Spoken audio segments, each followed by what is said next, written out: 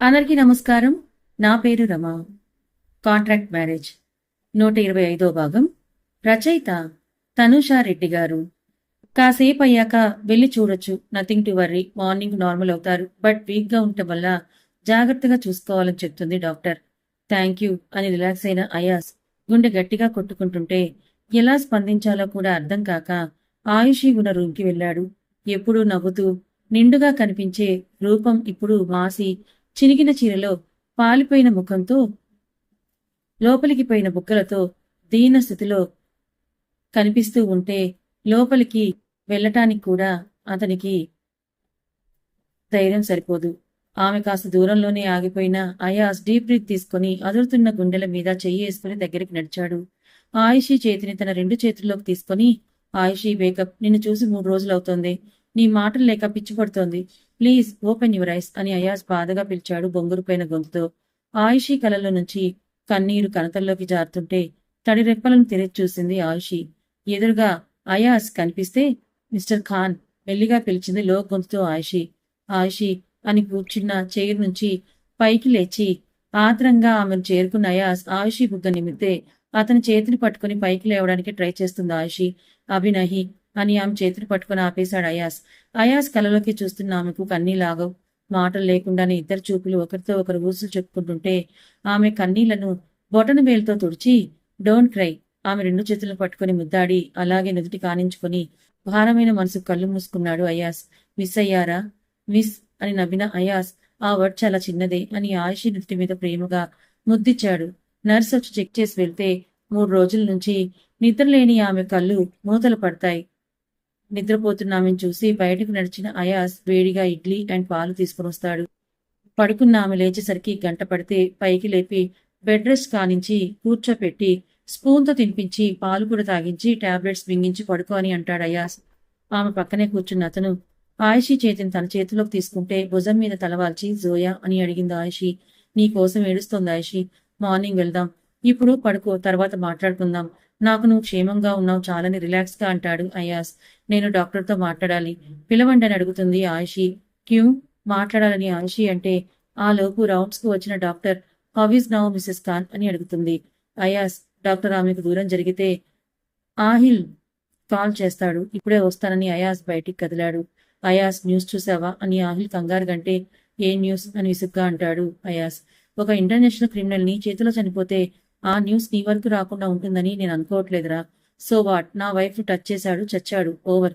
ఇది చెప్పడానికి కాల్ చేసావా? వాడి గర్ల్ ఫ్రెండ్ అని చూపిస్తోంది స్టెఫీనా అని టీవీలో శుక్లా పాత్రను కూడా చూస్తూ అడుగుతాడు ఆహిల్.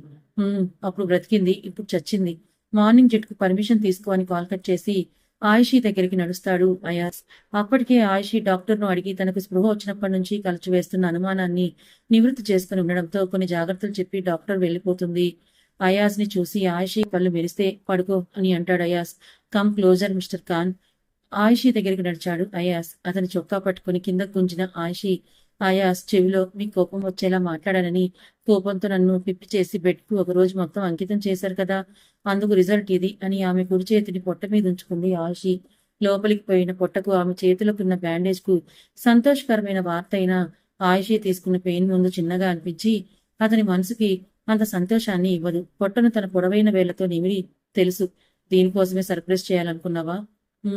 సారీ, మీకు చెప్పకుండా సెక్యూరిటీ లేకుండా డ్రైవర్ను వద్దని నేనే సెల్ఫ్ డ్రైవ్ చేసుకుంటూ రావడం నా తప్పే.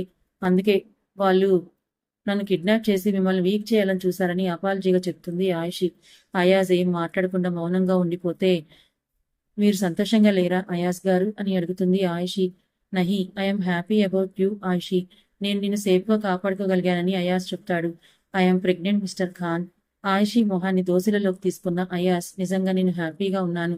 బట్ ఈ 3 రోజులు నా మెంటల్ హెల్త్ ను చాలా డిస్టర్బ్ చేశాయి Ayushi. I was so frustrated. నిన్ను చూసే క్షణం వరకు నా హార్ట్ బీట్ నార్మల్ అవ్వలేదు. ఇంకొంచెం టైం నాకివ్వు. నీకు రెస్ట్ చాలా అవసరం. సో ఏ ఆలోచనలు ఇక్కడ ఉండకూడదని ఆమె కనతల దగ్గర ట్యాప్ చేశాడు అయాస్.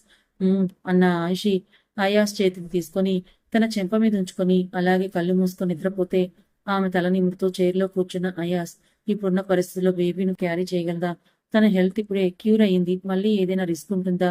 ఒకసారి బెంగళూరు వెళ్ళాక తనని ట్రీట్ చేసిన డాక్టర్ను పర్సనల్ గా కలవాలని మనసులో అనుకున్న అయాస్కు తన చేతిని గట్టిగా పట్టుకున్న ఆమె మీదకి తన చూపుని మళ్లిస్తాడు అయాస్. మార్నింగ్ డ్రెస్ చేయించిన ఆయుషి డాక్టర్ చెక్ చేసి మెడిసిన్ ఇస్తే ఫీజు పే చేసి ఆయుషిని తీసుకుని ఎయిర్పోర్ట్ కి స్టార్ట్ అవుతాడు. జెట్ రెడీగా ఉండడంతో ఆయుషిని తీసుకుని లోపలికి నడిచిన అయాస్ సీట్లో కూర్చోబెట్టి సీట్ బెల్ట్ పెడితే ఈ జెట్ ఎవరిది అని అడుగుతుంది. అబ్బురంగా కళ్ళను పెద్దవి చేసుకుని చూస్తున్న ఆయుషి. ఎవరో జెట్లో నిన్నెందుకు ఎక్కిస్తానే పాగల్ బీబీ, మనదే అన్న అయాస్ ఆయుషి కళ్ళలో మెరుపులు చూసి ఆహిల్కు మెసేజ్ చేసి ఆయుషికి పెట్టిన సీట్ బెల్ట్ ని రిమూవ్ చేసి ఒడిలోకి లాక్కుంటాడు. అయాస్ ఒడిలో గువ్వపిల్లలా ఒదిగిన ఆయుషికు మనసుకు ప్రశాంతంగా హాయిగా తోస్తుంటే కళ్ళు మూసుకొని పడుకుంటుంది. ఆయుషి వీపు మీద నిమురుతూ కళ్ళు మూసుకున్న అయాస్కు కూడా నిద్ర కమ్మేస్తే 2 గంటల్లో బెంగళూరు చేరుకుంటారు. ఎయిర్పోర్ట్ లో ఆర్య కార్తో రెడీగా ఉంటే అయాస్ ను చూసి హాయ్ ఫార్మల్ గా సైడ్ హక్ చేసుకుని నవ్వి ఆయుషిని చూస్తాడు. 4 రోజుల్లోనే ఆమె రూపంలో మార్పు కనిపిస్తుంటే ఆయుషి నీకేం కాలేదు కదా అని అడుగుతాడు. అయాస్ గారు ఉండగా నాకేమవుతుంది ఆర్య? మాలవికి ఎలా ఉంది? నా కోసం అందరూ టెన్షన్ పడుతుంటారు కదా. మామూలుగా కాదు, కమ్ అని డోర్ ఓపెన్ చేస్తే బ్యాక్ సీట్ లో కూర్చుంటుంది ఆయుషి. ఆహిల్ ఎక్కడా? ప్యాలెస్ లో ఉన్నాడు. అందరూ మీకోసం వెయిట్ చేస్తున్నారు, అందుకే నేనే పిక్ చేసుకోవడానికి వచ్చాను అయాస్ అన్న ఆర్య కార్ను ప్యాలెస్ వైపు మళ్లిస్తే ఆయుషిని చూసి అందరూ చుట్టుముట్టేస్తారు. వాళ్ళ ప్రేమకు ఆమె కళ్ళు తడిదేరుతాయి. ఆయుషికి చాందిని గారు యశోద దిష్టి తీస్తే మమ్మా అని జోయా పరిగెత్తుకుంటూ వచ్చి ఆయుషిని చుట్టేస్తుంది. జోయా అని మోకాళ్ళ మీద కూర్చొని చేతులు చాపింది ఆయుషి. తల్లిని హత్తుకొని ఎక్కడికి వెళ్ళిపోయావు మమ్మా? నేను డాడీ అంటే నీకు ఇష్టం లేదు కదా, అందుకే ఇన్ని రోజులు మమ్మల్ని వదిలేసి నువ్వు ఉన్నావని ఏడుస్తూ ముక్కును మూతిని ఎర్రగా చేసుకుంటుంది జోయా. ఏడవక బంగారం, సారీరా, ఇంకెప్పుడు నిన్ను వదిలి ఎక్కడికి వెళ్ళనని ఆయుషి జోయాను సముదాయిస్తే ఈ కట్టేంటి మమ్మ, దెబ్బ తగిలిందా అని బాధగా తడుముతూ అడుగుతుంది జోయా. చిన్న దెబ్బే బంగారం, టిఫిన్ తిన్నావా అని ఆయుషి అడిగితే లేదని తల అడ్డంగా తిప్పింది జోయా. కమ్ అని ఆయుషి అంటే ఆయుషి చేతిలోని పాపని ఎత్తుకున్న అయాస్ వెళ్ళి రెస్ట్ తీసుకొని నేను చూసుకుంటానని చెప్తాడు. పర్లేదు, నాకిప్పుడు బాగుంది అయాస్ గారు, జోయాను చాలా మిస్ అయ్యానని ఆయుషి చెప్తుంటే వెళ్ళమని చెప్పాను వినిపించలేదా అని సీరియస్ గా అంటాడు. అవును ఆయుషి, నీకు విశ్రాంతి అవసరం పదమ్మా అని తండ్రి జయవర్ధన్ గారు కూతుర్ని తీసుకుని వెళ్లి ఆయనే స్వయంగా తినిపిస్తారు. జోయాకు తినిపించి భానుకి అప్పగించి ప్లేట్ తీసుకుని గదికి నడిచిన అయాస్ కు జయవర్ధన్ గారి ఒడిలో పడుకున్న ఆయుషిని చూసి వెనక్కి వచ్చేస్తాడు. అందరూ బ్రేక్ఫాస్ట్ చేస్తే చాందిని గారు, నజియా గారు మరియు రోజు మొక్కుకున్న మొక్కులకు దర్గా వెళ్లాలని మాట్లాడుకుంటుంటే యశోద వాడి పీడ విరగడయింది. నా బిడ్డ క్షేమంగా అత్తారింటికి చేరుకుంది, నాకు అది చాలని అనుకుంది.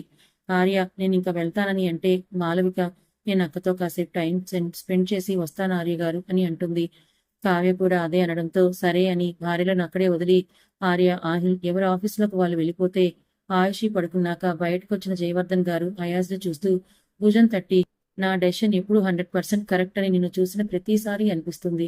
నాకు నిన్ను చూస్తుంటే చాలా గర్వంగా అనిపిస్తుంది అయాస్ అని అంటారాయన. చిన్నగా నవ్విన అయాస్ వెళ్ళి రెస్ట్ తీసుకొని మావయ్య, ఇంకో 2 రోజుల నుండి వెళ్ళండి అని చెప్పి గదికి వెళ్తాడు. అప్పటికే నిద్రపోతూ కనిపిస్తుంది ఆయుషి. డోర్ లాక్ చేసిన అయాస్ ఆయుషి దగ్గర కూర్చొని బ్యాండేజ్ ఉన్న కుడి చేతిని తన చేతిలోకి తీసుకుని బాధగా చూస్తుంటే తెలియకుండానే ఆయుషి తీసుకున్న పెయిన్ కు తన కళ్ళల్లో నుంచి నీళ్లు చేరుతాయి. చేతి మీద పడిన కన్నీటి బొట్లకు వెలుగు వస్తే మిస్టర్ ఖాన్ అని పైకి లేవబోతుంటే ఆపిన అయాస్ కేర్ఫుల్ అని అంటాడు. బెడ్ రెస్ట్ కానుకొని కూర్చుంది ఆయుషి. ఆమె పాదాలను ఉడిలోకి తీసుకున్న అయాస్ మెల్లిగా నొక్కుతుంటే భయపెట్టాను కదూ అని ఇంకోసారి నాకు చెప్పకుండా ఎప్పుడు ఎక్కడికి వెళ్ళకని చెప్పిన అయాస్ ఆయుషి ఉడిలో తలపెట్టుకుంటాను. నేను బాగున్నాను మిస్టర్ ఖాన్, ప్లీజ్ నువ్వు ఇలా ఉండకని అతని ఒత్తైన జుట్టులోకి చేతులను జరిపి తానే మిరింది ఆయుషి. పొట్టకు పెదవులుంచి తాకిన అయాస్ నీకేమైనా అయితే అన్న ఆలోచన కూడా నేను భరించలేను ఆయుషి. థ్యాంక్ గాడ్ నీకేం కాలేదు. నాకు నా డబ్బు, ఫేమ్, ఈ ఖాందాన్ సబ్సే జ్యాదా తుమ్ ఇంపార్టెంట్ హో. నేను లైఫ్ లో సంపాదించుకున్న అసలైన ఆస్తి నువ్వు జోయా. నీ కోసం ఎంత దూరమైనా వెళ్ళగలను, ఎక్కడికి వెళ్ళకని నీకు నేను రెస్ట్రిక్షన్స్ పెట్టను. కానీ నా బలం, బలహీనత రెండూ నువ్వే. కాబట్టి ఎక్కడికి ఒంటరిగా వెళ్ళకే. Cause I am addicted to you. నీ టచ్ లేకుండా, నీ మాటలు లేకుండా ఉండడం గుండెల్లో ఎంత నొప్పిగా ఉంటుందో ఈ 3 రోజులు చూశాను. మేరీ జిందగీ హోతుమ్, మేరీ జాన్ హోతుమ్ అని ఎమోషనల్ గా చెప్తాడు అయాస్. అయాస్ ప్రేమకు మురిసిపోయిన ఆయుషికి కన్నీళ్ళు ఆగకపోతే నీకు నేను ఏమిచ్చానని ఇంతలా నన్ను ప్రేమిస్తున్నావు మిస్టర్ ఖాన్ అని అంటుంది బాధగా. ఆమె కన్నీళ్లను బొటన వేలుతో తుడిచిన అయాస్ మేరే లియే జ్యాదా కియా అని ఇద్దరి పెదవుల్ని ఒకటి చేస్తాడు.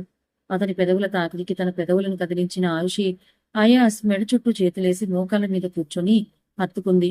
నడుము చుట్టూ చేతులేసి గాఢంగా హత్తుకున్న అయాస్ ఆయుషిని కౌగిట్లో బంధిస్తే అతని ఒడిలోనే పసిపాపలా మారి నిద్రపోతుంది ఆయుషి. మరుసటి రోజు అయాస్కు చెప్పి శశికళను తీసుకుని తన ఇంటికి వెళ్లిపోతారు భుజంగం గారు. అభయ్కు విషయం చేరవేస్తే అడ్రస్ సెండ్ చేయమని అడుగుతాడు అభయ్. రే మెంటలోడా, నీకు తెలియాలని చెప్పాన్రా, నానా రభస చెయ్యమని కాదు. అక్కడైనా వాళ్ళ పరువు తీయకురా అని కోపంగా అంటాడు ఆహిల్. దూరం నుండే చూస్తాను ప్లీజ్ అడ్రస్ అని అభయ్ అంటే సరే ఏడురా అని అడ్రస్ సెండ్ చేస్తాడు ఆహిల్. లొకేషన్ చూసుకుంటూ వెళ్ళిన అభయ్ కార్ ఒక డీసెంట్ హౌస్ ముందు ఆగుతుంది. పెద్దది కాదు, మరీ చిన్నది కాదు, కానీ చూడ్డానికి ఎక్కువ మొక్కలతో తక్కువ స్పేస్ తో అందంగా కనిపిస్తుంటే కార్ను ఇంటికి కాస్త దూరంలోనే ఆపిన శశికళ బయటికి వస్తుందేమోనని ఎదురు చూస్తాడు. అతని ఎదురు చూపులకు పరీక్ష పెడుతూ గంటైనా బయటికి రాదు శశికళ. పక్కింటావిడ అమ్మా శశికళ అని పిలిస్తే వస్తున్నానంటీ అని చున్నీ వేసుకుని శశికళ బయటకు వస్తుంది.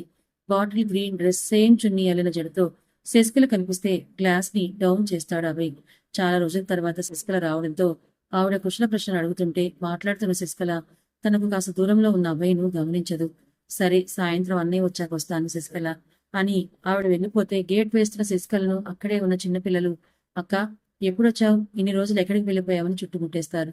మా నాన్నకు ఆరోగ్యం బాగోలేక కొన్ని రోజులు మా అక్క వాళ్ళ ఇంట్లో ఉన్నానని చెప్పిన శశికళ పిల్లలందరూ కాసేపు ఆడుకుందాం అక్క అని అడిగితే సరే అన్న శశికళ కాసేపు అన్నీ మర్చిపోయి పిల్లలతో సమయం గడిపితే దూరం నుండే చూసిన అభయ్ పెదవులు ఇచ్చుకుంటే శశికళ అనుకోకుండా చూడగానే ఆమె తనను చూసే అవకాశం ఇవ్వకుండా గ్లాస్ క్లోజ్ చేసుకుంటాడు అభయ్. తన ముందు నుండే కార్ డ్రైవర్ వెళ్ళిపోతున్న కార్ని చూస్తూ నన్ను చూడ్డానికి అభయ్ వచ్చాడా అని మనసులో అనుకోకుండా ఉండలేకపోతుంది శశికళ. తర్వాత తనెందుకు వస్తాడు నా కోసం, ఆ మేఘతో ఫ్లాట్ లో ఉంటాడని విరక్తిగా అనుకుని నార్మల్ గా ఉండటానికే ట్రై చేస్తుంది శశికళ. స్నానం చేసిన ఆయుషి బాల్కనీలో నిల్చొని గార్డెన్ వైపు చూస్తుంటే వెనుక నుండి వెచ్చగా చుట్టుకుంటాయి అయాస్ చేతులు. పొట్ట మీదున్న అయాస్ చేతులకు ఆయుషి వెనక్కి అతని ఛాతీ మీద వాలి కళ్ళు మూసుకుంటే తల మీద ముత్తిచ్చిన అయాస్ భుజం మీద ఇన్నర్ స్ట్రాప్ ను బ్లౌజ్ లోకి సరిచేస్తాడు. ఆయుషి చిన్నగా నవ్వుకుంటే శారీ ఎందుకు కట్టుకున్నావి అని అడుగుతాడు అయాస్. నీ బట్టలు వేసుకుంటే లూజ్ అయ్యి జారిపోతాయి కాబట్టి. ఆయుషి ఆన్సర్ కు నా షర్ట్స్ లో నిన్ను బోలెడ్ సార్లు చూశానని ఆమెను సూటిగా చూస్తాడు అయాస్. నిజంగా షర్ట్ ని చూసావా మిస్టర్ ఖాన్? అయాస్ వైపు తిరిగి కవ్వింపుగా అడిగింది ఆయుషి.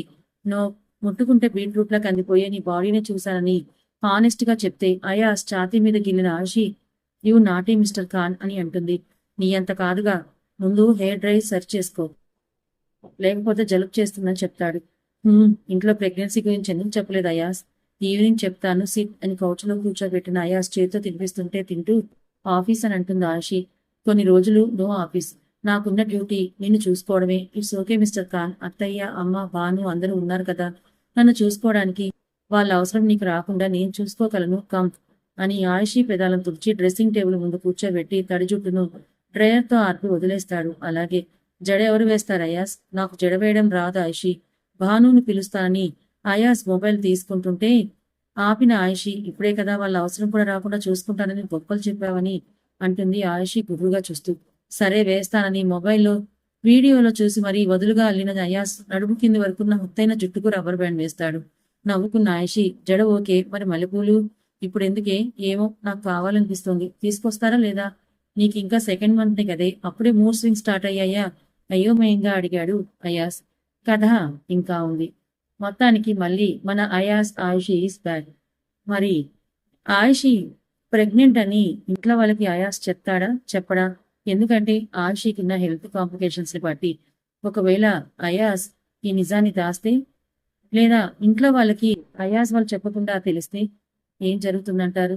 మరోపక్క పాపం మన అభయ్ శశికళ పరిస్థితి ఏంటి తెలుసుకోవాలనుకుంటే ఛానల్ని ఫాలో అవ్వండి. కథ నచ్చితే లైక్ చేయండి. Thank you so much for watching.